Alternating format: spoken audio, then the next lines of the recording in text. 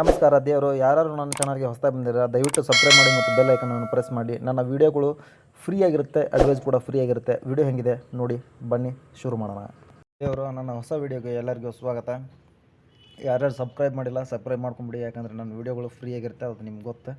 ಇವತ್ತು ನಾವು ಮಾತಾಡ್ತಾ ಇರುವಂಥ ಕಂಪ್ನಿ ಬಂದುಬಿಟ್ಟು ಟೈಮ್ ಟೆಕ್ನೋಪ್ಲಾಸ್ಟ್ ಲಿಮಿಟೆಡ್ ಅಂತಂದು. ಈ ಕಂಪ್ನಿ ಶೇರ್ ಪ್ರೈಸ್ ಬಂದುಬಿಟ್ಟು 274 ರೂಪಾಯಿ ಐತಿ. ಈ ಕಂಪ್ನಿ ಏನು ವರ್ಕ್ ಮಾಡುತ್ತಾ ಅನ್ನೋದನ್ನು ತಿಳ್ಕೊಳ್ಳೋಕ್ಕಿಂತ ಮೊದಲು ಕಂಪ್ನಿಯ ಮಾರ್ಕೆಟ್ ಕ್ಯಾಪ್ಗಳನ್ನು ಬಗ್ಗೆ ತಿಳ್ಕೊಳ್ಳೋಣ.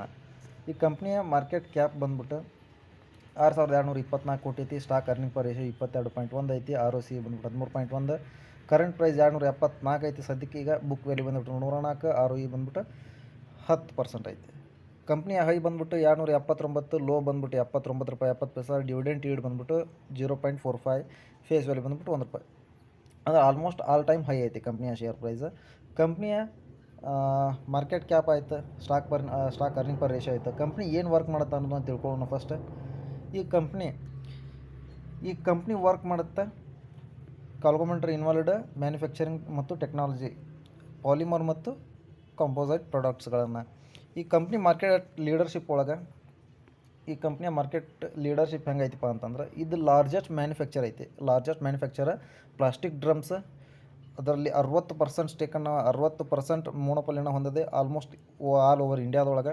Second largest manufacture of composite cylinders. Third largest intermediate bulk container manufacture ಆಗಿರುತ್ತೆ ಈ ಕಂಪ್ನಿ. ಇಂಡಸ್ಟ್ರಿಯಲ್ ಪ್ಯಾಕೇಜಿಂಗ್ ಒಳಗೆ ಈ ಕಂಪ್ನಿಯ 75% ರೆವೆನ್ಯೂ ಬರುತ್ತೆ. ಡೊಮೆಸ್ಟಿಕ್ ಒಳಗೆ 66% ಬರುತ್ತೆ. ಇಂಟರ್ನ್ಯಾಷನಲ್ 33% ಬರುತ್ತೆ. ಮೇಜರ್ಲಿ ಕೆಮಿಕಲ್ ಮತ್ತು FMCG ಕಂಪ್ನಿಗಳಿಗೆ ಈ ಕಂಪ್ನಿಯ ಪ್ರಾಡಕ್ಟ್ಗಳನ್ನು ಸೇಲ್ ಮಾಡುತ್ತೆ. ಇನ್ಫ್ರಾ ಸೆಕ್ಟರ್ಗೆ 15% ರೆವೆನ್ಯೂ ಬರುತ್ತೆ. ಪೈಪ್ಸ್, ಪ್ಲಾಸ್ಟಿಕ್ ಪೈಪ್ಸ್ ಆತ, ಪ್ರೀ ಫ್ಯಾಬ್ಸ್ ಆತ, ಮತ್ತು ಲೈಫ್ ಸ್ಟೈಲಿಂದ 5% ರೆವೆನ್ಯೂ ಬರುತ್ತೆ. ಆಟೋಮೇಟಿವ್ ಕಾಂಪೌಂಡೆಂಟ್ಸ್ಗಳಿಂದ 5% ರೆವೆನ್ಯೂ ಬರುತ್ತೆ. ಕಂಪ್ನಿ ವ್ಯಾಲ್ಯೂ ಆ್ಯಡೆಡ್ ಪ್ರಾಡಕ್ಟ್ಸ್ ಒಳಗೆ ಕಂಪ್ನಿ ಸುಮಾರು 23.6% ಹೈಯರ್ ಗ್ರೋತನ್ನು ಹೊಂದೈತಿ ಕನ್ವೆನ್ಷನಲ್ ಪೋರ್ಟ್ಫೋಲಿಯೋ ಒಳಗೆ. ಕಾಂಪೋಸಿಟ್ ಸಿಲಿಂಡರ್ಸ್ಗಳಿಂದ ಈ ಕಂಪ್ನಿ ಇದು 2011 ಆ್ಯನ್ಯುವಲ್ ರಿಪೋರ್ಟ್ ಪ್ರಕಾರ ಈ ಕಂಪ್ನಿಯ ಮೇಜರ್ ಇನ್ವೆಷನ್ ಆಗಿತ್ತು. ಆ್ಯಂಡ್ MOX ಫಿಲ್ಮ್ಸ್ಗೆ ಕಂಪ್ನಿ ಲಾಂಚ್ ಮಾಡೈತಿ multi layer laminated films FY ಆರ್ಥಿಕ ವರ್ಷ 2018ರಲ್ಲಿ. ಮತ್ತು ಟರ್ನೋವರ್ ಇದರಿಂದ ಸುಮಾರು 120 ಕೋಟಿಯ ಟರ್ನೋವರ್ ಆಗಿರುತ್ತೆ 2020ರಲ್ಲಿ. ಇವಾಗ ಸುಮಾರು ಕಂಪ್ನಿಯ ಕರೆಂಟ್ ಕೆಪಾಸಿಟಿ ಐತಿ 12,000 ಮೆಟ್ರಿಕ್ ಟನ್ ಪರ್ ಇಯರ್ ಐತಿ. ಕನ್ಸ್ಯೂಮರ್ ಪ್ಯಾಕೇಜಿಂಗ್ ಬಿಸ್ನೆಸ್ ಒಳಗೆ ಕಂಪ್ನಿ ಡಾ ಪ್ಯಾಕೇಜಿಂಗ್ ಮತ್ತು speciality plastic August 2018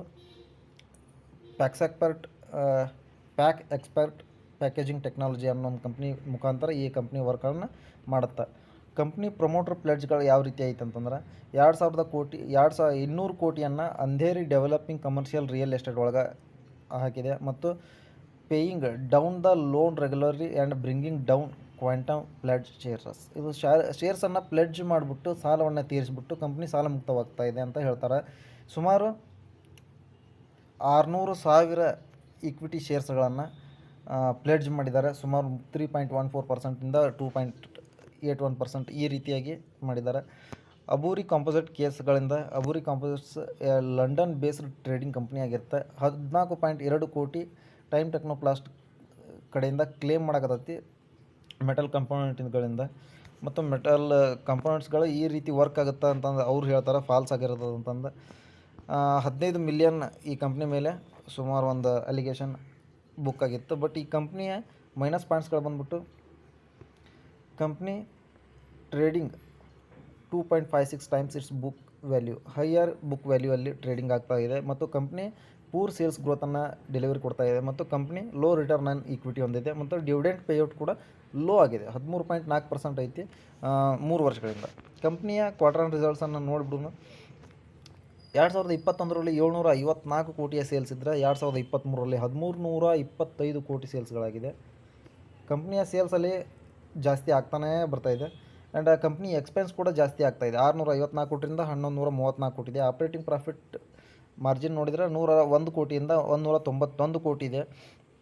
company interest price ಕಡೆಯಿಂದ 23ರಿಂದ 25 ಕೋಟಿ ಬರ್ತಾಯಿದೆ. ಮತ್ತು ನೆಟ್ ಪ್ರಾಫಿಟ್ 29 ಕೋಟಿಯಿಂದ 93 ಕೋಟಿ ಆಗಿದೆ. ಈ ರೀತಿ ಕಂಪ್ನಿಯ ವರ್ಕ್ಗಳು ತುಂಬ ಚೆನ್ನಾಗಿ ನಡೀತಾ ಇದೆ. ಈಗ ಇನ್ನೊಂದು ಈ ಕಂಪ್ನಿಯ ಮಾಹಿತಿಯನ್ನು ನಾನು ನಿಮ್ಗೆ ತಿಳಿಸ್ಕೊಡ್ತೀನಿ.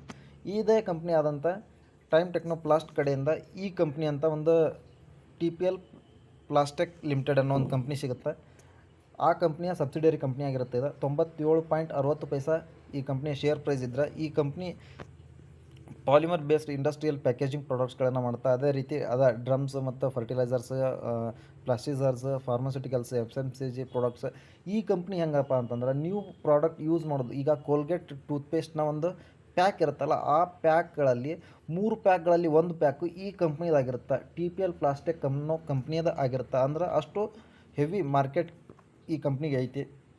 ಕಂಪ್ನಿಯ ಮಾರ್ಕೆಟ್ ಕ್ಯಾಪ್ ಬಂದ್ಬಿಟ್ಟು 761 ಕೋಟಿ, ಸ್ಟಾಕ್ ಅರ್ನಿಂಗ್ ಪರ್ ರೇಷಿಯೋ ಬಂದ್ಬಿಟ್ಟು 43.3 ಆ್ಯಂಡ್ ROC ಬಂದ್ಬಿಟ್ಟು 17.2, ಕರೆಂಟ್ ಪ್ರೈಸ್ ಬಂದ್ಬಿಟ್ಟು ₹97.60, ಬುಕ್ ವ್ಯಾಲ್ಯೂ ಬಂದ್ಬಿಟ್ಟು ₹15.20 ಐತಿ.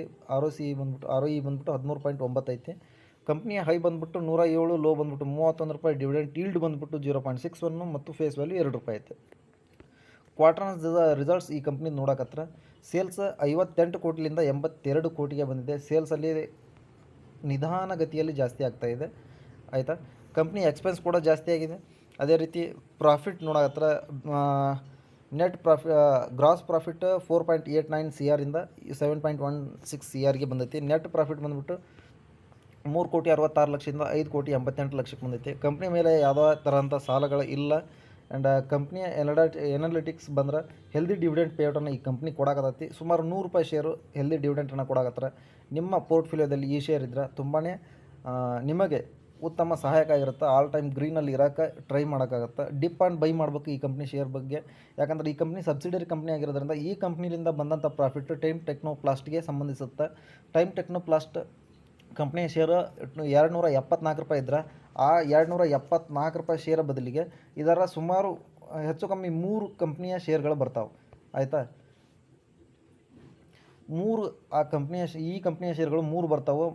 1 ಶೇರ್ ಈಕ್ವಲ್ ಟು 3 ಆಗುತ್ತೆ. ಸೊ ಈ ಕಂಪ್ನಿಯ ಶೇರನ್ನು ತೊಗೊಂಡ್ರೆ ನಿಮ್ಗೆ ಡಿವಿಡೆಂಟು ಪೇ ಆಗುತ್ತೆ ಆ್ಯಂಡ್ ವರ್ಕು ಆಗುತ್ತೆ. ಕಂಪ್ನಿ ಹೆಲ್ದಿ ಡಿವಿಡೆಂಟ್ ಕೂಡ ಕೊಟ್ಟರು ಡೀಸೆಂಟ್ ಅಮೌಂಟ್ ಆಫ್ ಪ್ರಾಫಿಟನ್ನು ಪೋಸ್ಟ್ ಮಾಡಾತದ ಕಂಪ್ನಿ. ಈ ಕಂಪ್ನಿ ಮೇಲೆ ನೀವು ಸುಮಾರು 5,000ದಿಂದ ಇನ್ವೆಸ್ಟ್ಮೆಂಟ್ ಸ್ಟಾರ್ಟ್ ಮಾಡಿದರೆ ನಿಮ್ಗೆ ಒಳ್ಳೆಯದಾಗುತ್ತೆ. ಆ ಕಂಪ್ನಿ ಶೇರನ್ನು ನೀವು ಎನಲೈಸ್ ಮಾಡಿದ್ದೆ, ಬಟ್ ಎನಲೈಸ್ ಮಾಡೋದಕ್ಕೆ ಕಾರಣ ಮೇನ್ ಈ ಕಂಪ್ನಿ ಆಗಿರುತ್ತೆ. ಸೊ ಈ ಕಂಪ್ನಿಯ ಶೇರನ್ನು ನೀವು ಬೈ ಮಾಡಿರಿ ಅಂತ ನಾನು ಸಜೆಸ್ಟ್ ಮಾಡ್ಬೋದು. ಬಟ್ ನಿಮ್ಗೆ ಹೆಂಗಂದ್ರೆ, ಈಗ ಅಮೌಂಟ್ ನಿಮ್ಮದಾಗಿರುತ್ತೆ, ನೀವು ಬೈ ಮಾಡಬಾರ್ದು ಅನ್ನೋದು ನನ್ನ ಪರ್ಸ್ಪೆಕ್ಟಿವಿಂದ ನಾನು ಹೇಳ್ತೀನಿ. ಬಟ್ ನೀವು ಕೂಡ ಸ್ವಂತವಾಗಿ ಎನಲೈಸ್ ಮಾಡಿಬಿಟ್ಟು ಬೈ ಮಾಡಬೇಕಾ ಮಾಡಬಾರ್ದು ಅನ್ನೋದನ್ನು ಡಿಸೈಡ್ ಮಾಡಿಬಿಟ್ಟು ನಿಮ್ಮ ಪೋರ್ಟ್ಫೋಲಿಯೋದಲ್ಲಿ ಈ ಸ್ಟಾಕನ್ನು ವಾಚ್ ಲಿಸ್ಟಲ್ಲಿ ಇಟ್ಕೋಬೋದು.